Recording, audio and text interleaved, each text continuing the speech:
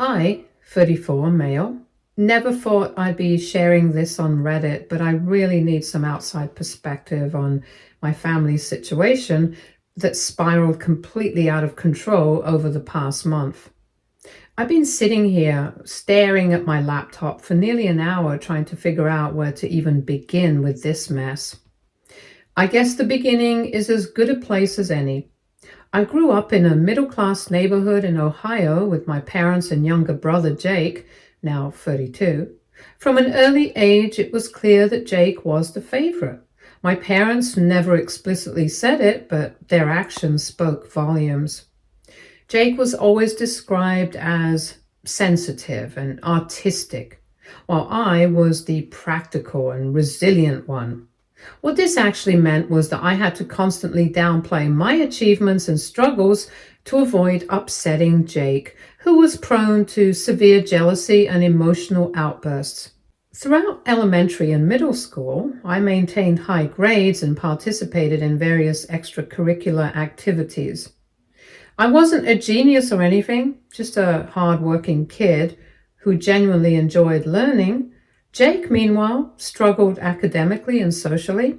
Instead of encouraging both of us equally or getting Jake the help he might have needed, my parents began a pattern that would define our family dynamic for decades.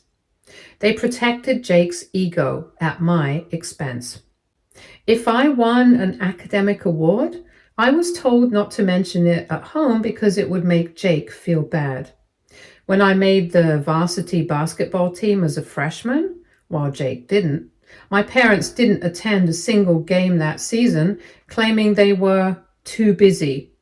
They were never too busy for Jake's community theater performances, though, even when he had minor roles.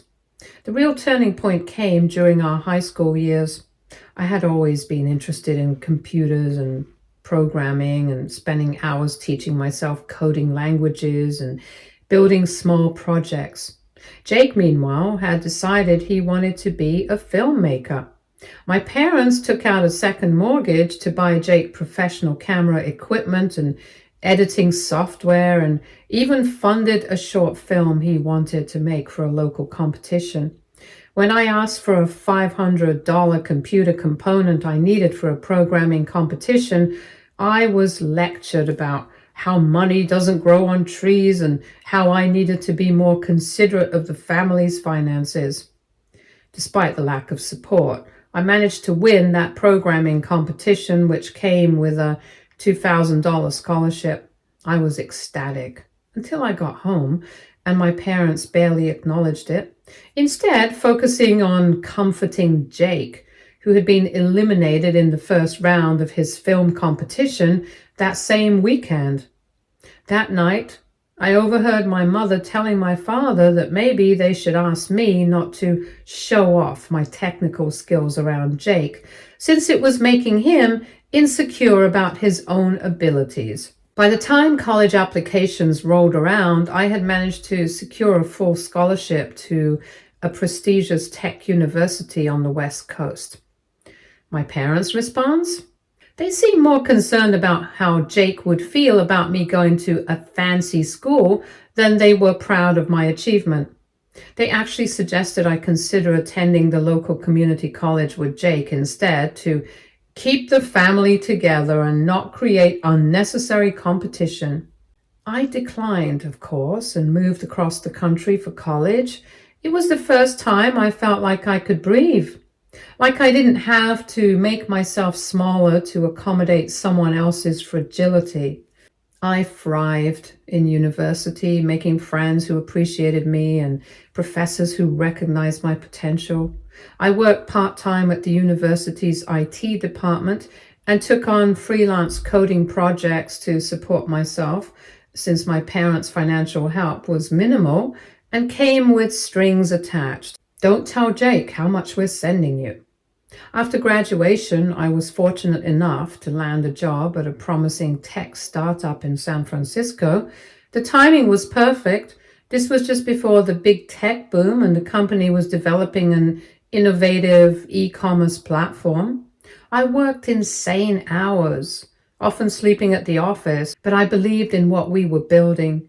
Meanwhile, Jake had dropped out of community college after 3 semesters and moved back home, where my parents supported him while he found his path. The startup I joined hit it big, really big.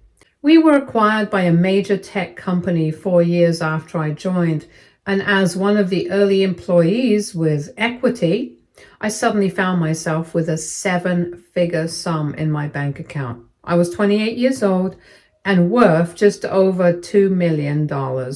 I didn't go crazy with the money. I invested most of it, bought a modest but nice condo in Oakland, and continued working, now at the acquiring company with a substantial salary and more stock options. Throughout this time, my relationship with my family had become increasingly distant. Our conversations were superficial, with my parents always steering the discussion towards Jake and his latest ventures, a podcast that got 12 subscribers, a YouTube channel that never took off, a screenplay he was working on. I learned to be vague about my own life. Knowing that any success I mentioned would either be downplayed or met with comments like, "That's nice, but not everyone can be good with computers. Jake is pursuing his passion in a very competitive, creative field." I never explicitly told them about my financial situation. It wasn't out of spite. At first, it just never came up naturally in our surface-level conversations. Later, as I realized how dysfunctional our family dynamic was, I became more deliberate about keeping my private life separate from my family life. I wasn't flaunting wealth on social media or anything. I just lived my life quietly and comfortably, visiting home once a year for Christmas, where I'd dutifully listen to updates about Jake's latest unfinished projects, and my parents' thinly veiled suggestions that I could help out your brother if you're doing so well. Last year, Jake announced that he wanted to start his own independent film production company. My parents, now in their early 60s and preparing for retirement, emptied out a significant portion of their savings and even took out another loan against their house to provide Jake with startup capital. They called me soon after to see if I would contribute to supporting your brother's dreams, suggesting that $15,000 would be a good starting point for my contribution. I politely declined, saying I didn't have that kind of money available for investment purposes at the moment.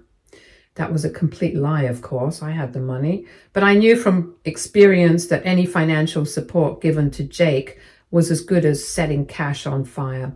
I had watched my parents bail him out time and time again, throwing money at every new passion project he came up with, only for it to fizzle out a few months later. I wasn't about to participate in another one of his doomed endeavors. My response did not go over well. My mother accused me of being jealous of Jake's creative genius, while my father said I had always been coldly practical and incapable of understanding artistic vision. I held my ground and wished Jake luck with his venture and ended the call. That was the last conversation I had with them for months. 6 months later, Jake's production company had produced nothing except an expensive logo and a barely functional website. My parents' investment had mostly vanished, and Jake was already talking about how real artists struggle in the beginning and how he just needed one big break to make it all work.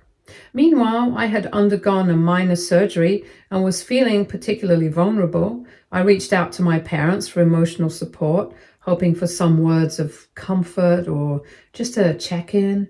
Instead, they told me they were too busy helping Jake deal with the stress of entrepreneurship. That was the final straw for me. I decided to take a break from contacting them and focused on my own healing and well-being.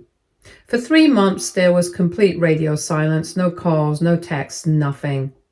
Then, out of nowhere, I got a call from my aunt, my mother's sister, who I've always liked but rarely speak to since she lives abroad, and she told me something disturbing.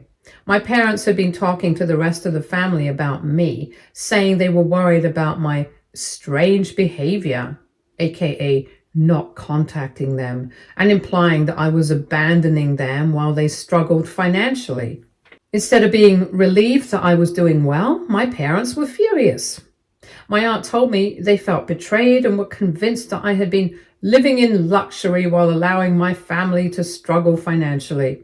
The next day, I received a long, guilt-tripping email from my father. It was full of accusations saying that while they had been remortgaging their house to support Jake, I had been hoarding millions and watching them sink into debt.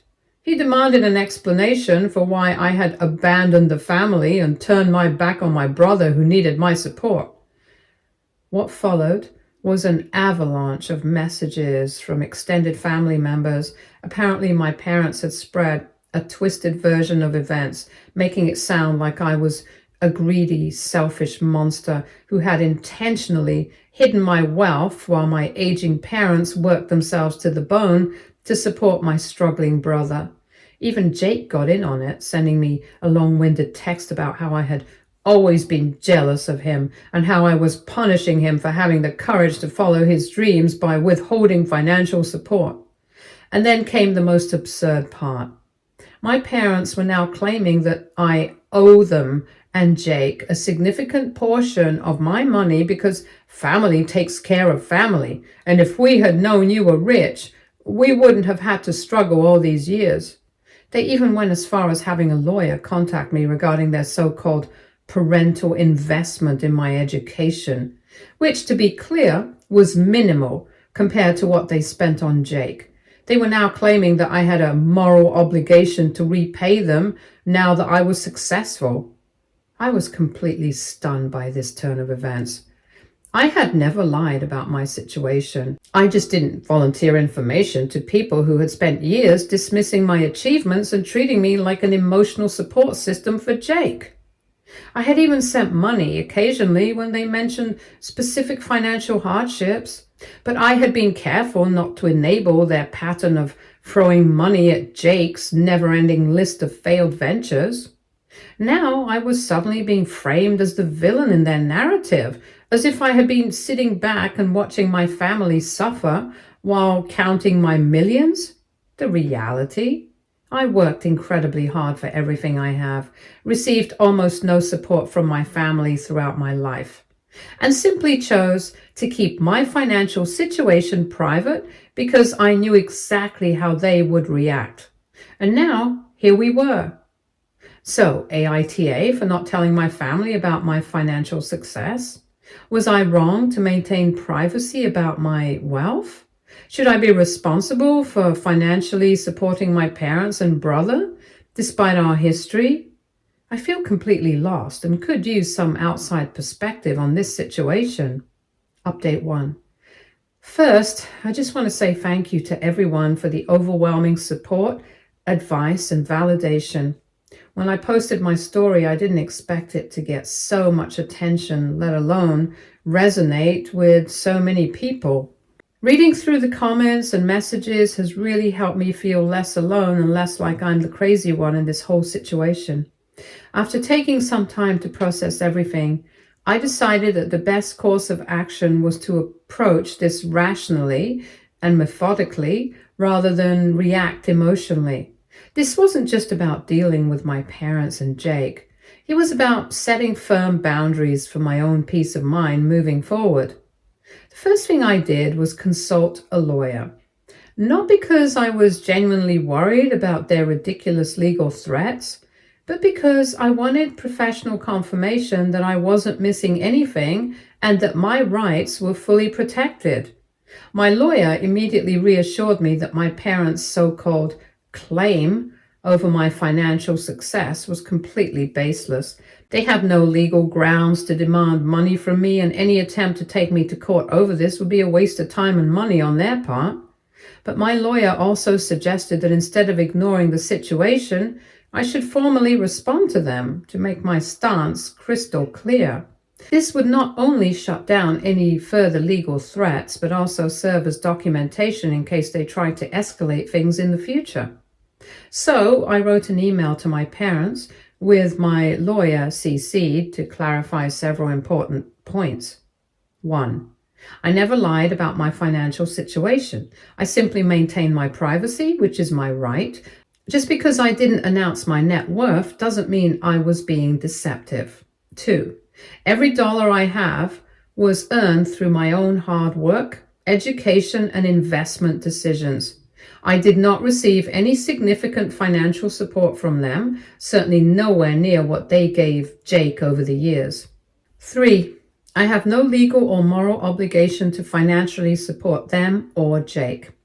They made the conscious decision to pour their resources into Jake's dreams, while I built my own life independently. They don't get to demand money from me now, just because my path led to success while Jake's didn't. 4. Their recent actions, spreading false narratives to extended family, attempting to guilt trip me and trying to use legal threats to manipulate me, have severely damaged our relationship. And while I don't harbor hatred towards them, they have made it clear that they see me as a financial resource rather than a valued family member. I also took the time to lay out a factual timeline of our family history, including the years of favoritism towards Jake and the ways in which my accomplishments were consistently minimized. I wanted it to be clear that this was not just about money. It was about a long-standing pattern of behavior that had led us to this point. I ended the email by making it clear that while I wished them well, I would not tolerate being treated this way, and any further attempts to harass or manipulate me would only result in me cutting contact completely. Not long after, my aunt, my mom's sister, reached out to me again. She has been incredibly supportive throughout all of this, which I truly appreciate. She confirmed what I had already suspected. My parents had been telling extended family a wildly exaggerated version of events. According to them, they made enormous sacrifices to put me through college, which is laughably untrue considering I was on a full scholarship and worked part-time jobs throughout, and that I had been deliberately hiding my success from them out of childhood jealousy towards Jake. But here's where it gets even more interesting. My aunt also revealed that this is not the first time my parents have pulled something like this. Apparently, years ago, they had a major falling out with Dad's brother over a very similar issue. My uncle had refused to loan them money for one of Jake's earlier failed ventures, and they completely cut him off, bad-mouthing him to the rest of the family. I had always been told that my uncle was the one who abandoned the family over a trivial disagreement. Now, I'm realizing that the story I was fed growing up might have been a complete fabrication. As for Jake, he's been texting me nonstop since all of this went down. His messages are a mix of angry rants and guilt-tripping attempts. One minute he's calling me selfish, greedy, and heartless, and the next he's trying to reminisce about our close childhood bond, which for the record never actually existed, and how he always looked up to his big brother. The sheer emotional manipulation is exhausting, and if anything, it only reassures me that I'm making the right decision by putting distance between us. For now, I've decided to block both my parents and Jake on all platforms while I take some time to focus on myself. My lawyer advised me to keep records of all their messages and emails in case they escalate things further, but she believes that my formal response will likely put an end to any serious legal threats. Some people suggested family therapy, and while I appreciate the thought, I don't think we're anywhere close to that being a realistic option. Therapy only works if all parties involved are willing to acknowledge their role in the problem and make an effort to change. Right now, my parents and Jake still see themselves as victims and me as their golden ticket. Until that changes, there's no point in even considering reconciliation. At the end of the day, I'm realizing that family isn't just about blood. It's about mutual respect, support, and care. I have plenty of wonderful people in my life who uplift and encourage me, and I'd rather invest my energy in those relationships than continue trying to force something with people who have made it clear they only value me for what I can provide them. I'll update again if anything major happens, but for now I'm prioritizing my mental health, my career, and the people who actually appreciate and respect me. And again, to everyone who took the time to comment and share their own experiences, thank you. You've helped me more than you know. Update 2. Well, things have certainly taken an unexpected turn. 2 days ago, I received a formal letter from my parents' lawyer dropping all previous claims and instead proposing a family reconciliation agreement. This document essentially asked me to commit to paying off my parents' mortgage, about $230,000, covering Jake's business debts, approximately $180,000, and establishing a family support fund with a minimum of $500,000 that would be jointly managed by all of us. In exchange, they would welcome me back into the family fold and forgive my secretive behavior. The letter framed this as a generous compromise that would avoid costly legal battles and irreparable damage to family relationships. My lawyer nearly laughed when she read it, confirming that there was absolutely no legal basis for any of their demands, and that the thinly veiled threats were just that, empty threats. I didn't respond to the proposal directly. Instead, I had my lawyer send a brief, professionally worded letter declining any financial arrangement and reiterating that further attempts at financial coercion would result in complete cessation of contact. What I didn't expect was what happened next. Yesterday morning, I received a call from a number I didn't recognize. It was Jake, calling from a friend's phone since I had blocked his number. He sounded different, subdued, and surprisingly somewhat sober in his thinking. He asked if we could meet in person to talk, just the two of us. No parents involved. After some consideration, I agreed to a video call instead, since we live on opposite coasts. I expected another attempt at manipulation, but what I got was something entirely different. Jake admitted that he'd always known about the favoritism in our family and had taken advantage of it throughout our lives. He confessed that he had never really been passionate about filmmaking or any of his other ventures. He had simply found that expressing interest in creative pursuits was an easy way to get our parents' attention, admiration, and financial support. The most shocking revelation came when he told me that he had actually been the one to suggest hiring the PI to investigate me. According to Jake, our parents had been talking about cutting him off financially after his latest business failure, and he needed to divert their attention away from his repeated mistakes. He thought that if they discovered I was doing well financially, they would focus their frustration on me instead of holding him accountable. What he didn't anticipate was how extreme their reaction would be or how far they would go with their demands and threats.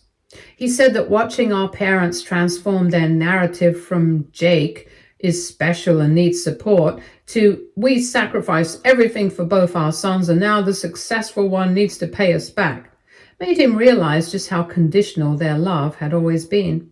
Jake then did something I never expected. He apologized. Not just a superficial sorry if you felt hurt kind of apology, but a specific acknowledgement of how he had contributed to my exclusion from the family and how he had selfishly enjoyed being the favorite at my expense.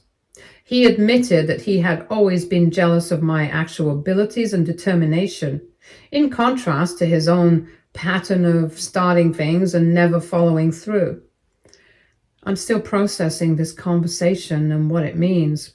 On one hand, I appreciate Jake's candor and the apology. On the other hand, This revelation about his role in the PI situation makes the whole thing even more disturbing. He basically admitted to intentionally setting me up as a scapegoat to avoid facing the consequences for his own failures.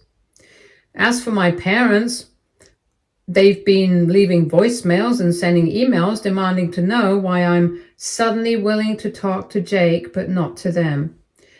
They seem to be under the impression that Jake and I are conspiring against them now, which couldn't be further from the truth. One particularly desperate message from my mother included the line, "After everything we've sacrificed for you boys, this is how you repay us?" I'm planning to maintain my distance from my parents for the foreseeable future. As for Jake, I'm cautiously open to occasional communication, but I've made it clear that I won't be providing financial support for him or his ventures. He claims to understand and respect this boundary, but only time will tell if that's true. I've also decided to reach out to other estranged family members, including my uncle, to hear their side of various family conflicts. I have a feeling I've been fed a lot of distorted narratives over the years, and it's time I learned the truth. I'll update again when there are further developments.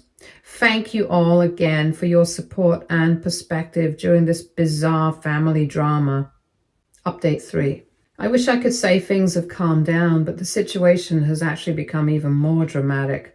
After my conversation with Jake, I decided to reach out to my uncle, my father's brother, whom I hadn't spoken to in over a decade. I wasn't sure what to expect, but he was surprisingly open to talking. Our conversation was nothing short of eye-opening. He was a bit shocked to hear from me after so long, but once I explained what had been going on, he sighed and said, "I was wondering when you'd start putting the pieces together." According to him, my parents have a long history of financially manipulating people, and their treatment of me is just the latest version of an old pattern. He told me that before they cut him off, my parents had borrowed money from multiple family members under the pretense of various emergencies or temporary situations. The promises to pay it back almost never fulfilled. They had done this so many times that eventually most of the family wised up and started saying no. The final straw for my uncle wasn't just refusing to fund one of Jake's projects, it was calling them out on their long-standing habit of treating family like an ATM while misrepresenting their own finances. But the most shocking thing he told me was about my maternal grandparents. According to my parents, they had received very little from them when they passed, which they used as part of their narrative about struggling financially while raising us. Turns out that was a complete lie. My parents actually received close to $400,000 in inheritance 20 years ago, which was meant to be split between my mother and her sister, my supportive aunt. But instead of saving or investing it, my parents quickly burned through it on a mix of lifestyle upgrades, paying off old debts, and funding Jake's early artistic endeavors. This included an expensive semester at a prestigious film workshop in New York, something I never even knew about. While I was still processing this information, something even more unexpected happened. My father showed up at my condo. I have no idea how he flew across the country without warning me, but when I saw him standing outside my building through the security camera, I was completely stunned. I didn't let him up to my unit, but after some consideration, I agreed to meet him at a coffee shop nearby. From the moment I sat down, the tension was thick. My father looked exhausted and stressed, and he wasted no time launching into a speech about family loyalty and how my mother was sick with worry over the family being torn apart. He tried to frame his visit as a desperate attempt to bring us back together, but I wasn't buying it. So I asked him point blank, why was he really here? The facade cracked almost immediately. He admitted they were facing foreclosure on their house because of the loans they had taken out for Jake's failed production company. He even pulled out bank statements showing their dire financial situation and a stack of medical bills claiming my mother needed treatments they couldn't afford. At first, I just listened, and then I started asking questions. I asked him about the inheritance. I asked about the money they had borrowed from family members. I asked why they had always painted themselves as struggling when in reality they had received a substantial financial cushion. The look on his face was priceless. He was clearly shocked that I knew, but he recovered quickly and spun the story. He insisted that the money had been invested in both their sons' futures, and that any loans from family were all just misunderstandings. When I pressed him for specifics about my mother's supposed medical condition, he suddenly became vague and evasive, which set off even more alarm bells. At that point, I knew exactly what was happening. This wasn't about reconciliation or family unity. This was about money, plain and simple. I ended the conversation by telling him that I saw through their manipulation and that I wouldn't be providing financial support under these conditions. I suggested they speak to a financial advisor, consider downsizing their house, and adjust their lifestyle to match their actual income. I also made it clear that if they wanted any future contact, they needed to go through my lawyer. Until they were ready to have an honest, non-transactional relationship, I wanted nothing to do with them. As he got up to leave, he made one last attempt at guilt-tripping me. I hope you're happy living in luxury while your mother and I end up on the streets. I guess all those years of raising you meant nothing. I didn't take the bait. I just told him I had made my decision and walked away. When I got home, I saw several missed calls from my mother, and then I got a text from Jake. Just a heads up, Mom and Dad are on the warpath. They're talking about contacting your employer or showing up at your workplace to expose you as a person who abandons family in need. Be careful. That was the final straw. I immediately contacted my company's security team and gave them a heads up about the situation. I also took additional security measures at my home in case my parents decided to escalate things even further. At this point, I've also decided to start seeing a therapist. As much as I know I'm making the right decisions, I can feel the weight of years of conditioning trying to pull me into guilt. I need to make sure I stay firm in my boundaries and don't let their emotional manipulation wear me down. The only silver lining in all of this is that reconnecting with my uncle and other estranged family members has been eye-opening. Apparently, I'm not the only one who's been treated this way. We've even started a group chat to support each other and share stories, which has been incredibly validating. It's sad to realize how deep this pattern goes, but it's also reassuring to know that I'm not crazy for recognizing it. As for Jake, our communication remains cautious but civil.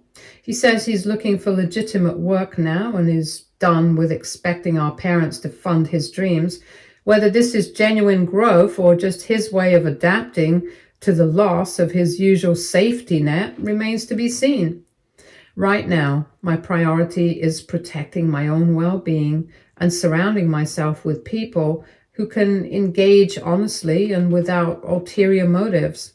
My parents have shown me exactly who they are, and I refuse to be a part of their toxic cycle anymore. I don't know what the future holds for my family relationships. But one thing is certain, I'm done being their financial safety net. Thank you all again for your support and advice throughout this whole mess. Your insights have helped me stay grounded, and I truly appreciate it. Stay tuned for more stories from our girl relationships.